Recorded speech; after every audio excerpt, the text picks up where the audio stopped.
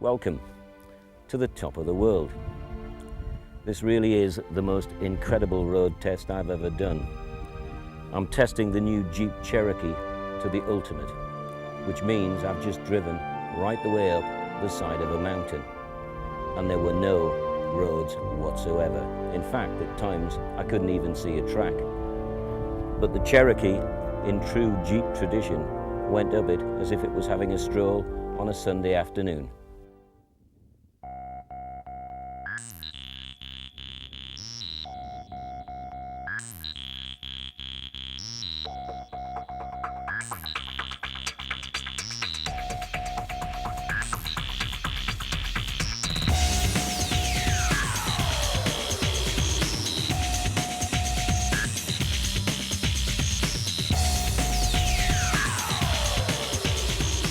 The Jeep became a 4x4 icon for over 17 years.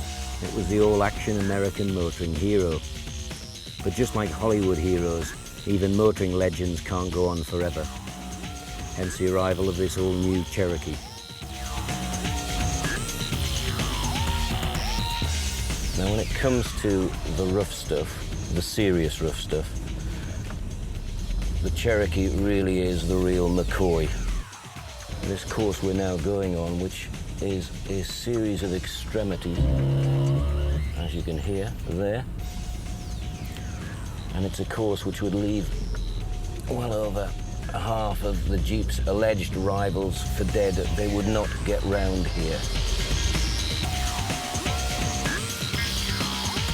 What Jeep have achieved with the Cherokee is to combine all the ruggedness you'd expect, but wrap it up in a really nice, refined package.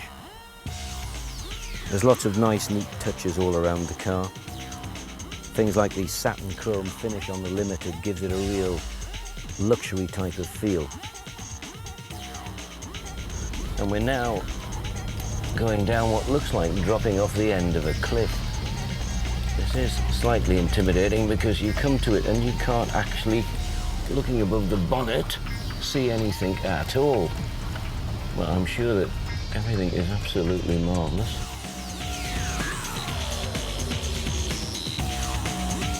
The Cherokee gets two engines at launch, a big American 3.7 V6 and a new 2.5 turbo diesel.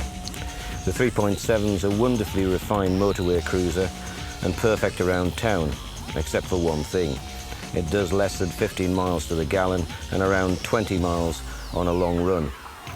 So if it's economy you're after, go for the new 2.5 diesel. It does over 30 miles per gallon combined, which is very impressive for a 4x4.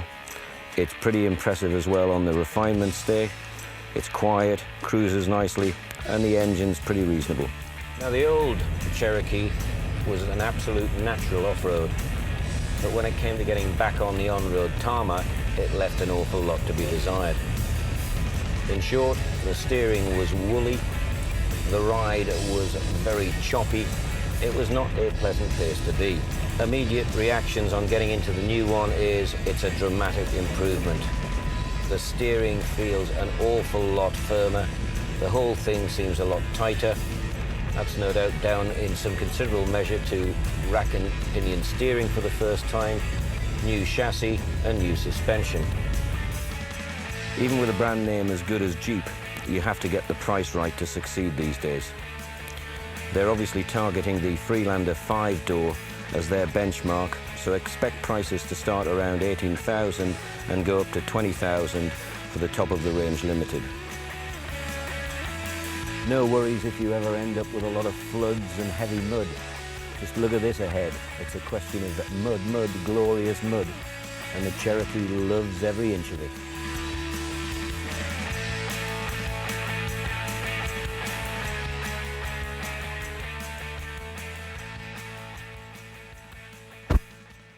Having conquered the world, sadly, it's time to go back to civilization. But one thing I've found in my mini expedition, Jeep have got themselves another winner on their hands, because I think that the new Cherokee has got all the potential to follow the success of the old one, which, let's face it, ruled the roost for 17 years. This one is just as impressive.